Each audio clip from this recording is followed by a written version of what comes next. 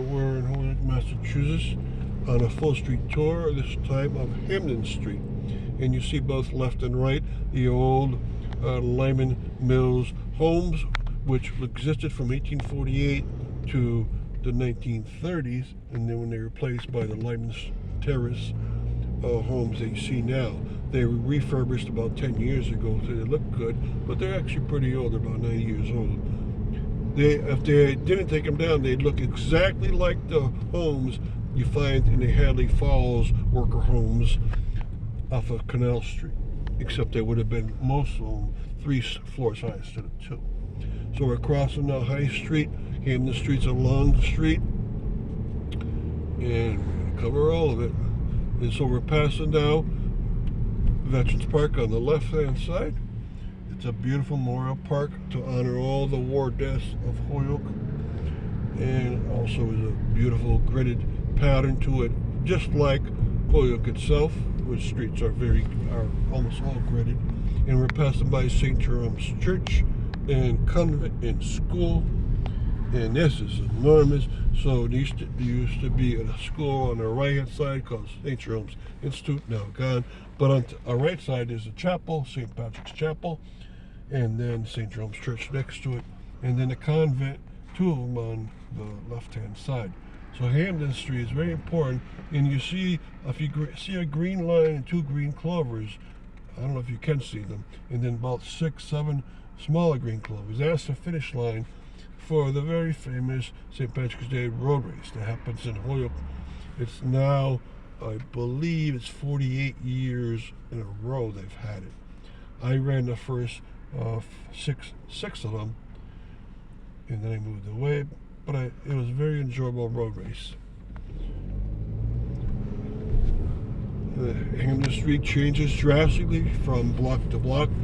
Remember, this is one of the streets going east to west, so the blocks are shorter in this direction than all the streets going from north to south. And you would have, say, the carriage manufacturer on your left, long gone, but then you run into tenement houses, and then very quickly the residential houses. And Hampden Street was made to be in this fashion. Everything was made for a purpose.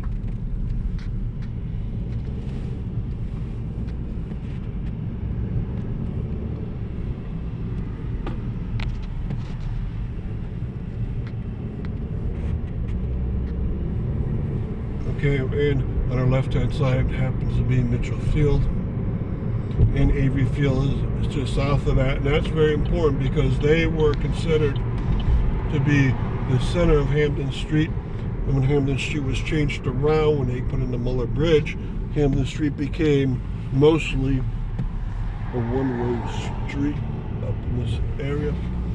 And so we can't get to Avery Field very easily from this point right here. But that's a very important sector of Hampden Street, to have 2 beautiful parks on it.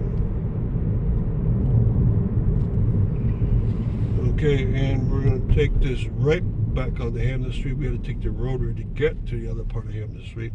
And very quickly, we're going to go by the Daniel O'Connell engineering firm.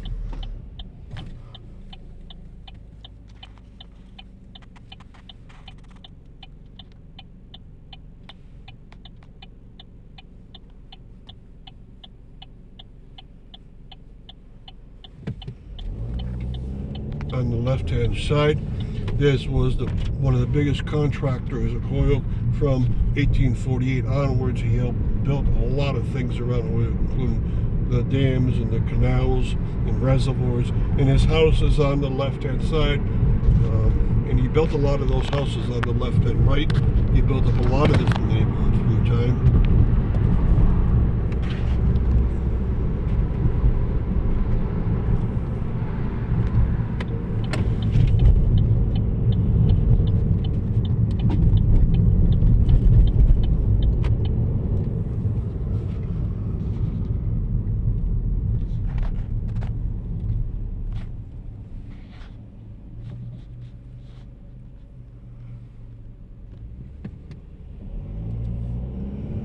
Okay, now this different part of Hampden Street up here, residential, a lot of wooden homes, but some apartment complexes.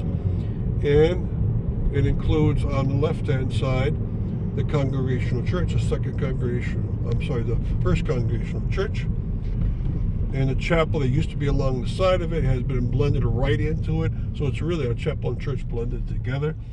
This is the oldest church, but this is a replacement. So the first church was sure made in 1799, but that was moved along the way to a couple other places.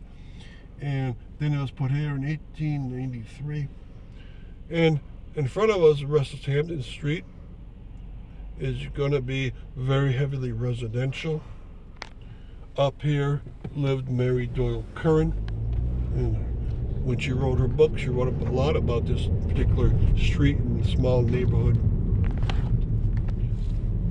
And it's become very much a lot of restaurants around here, and of course Highland hardware and bike stores up here.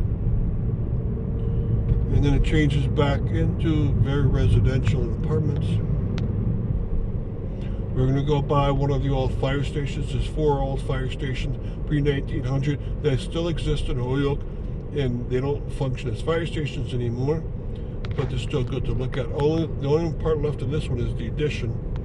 The regular part's not there anymore. And then lots of wooden homes, Victorian homes, and I can't blame them if they wanted to close up the front porches. A lot of them still have them open, but if you want to close up on such a busy street, it becomes quieter in the house.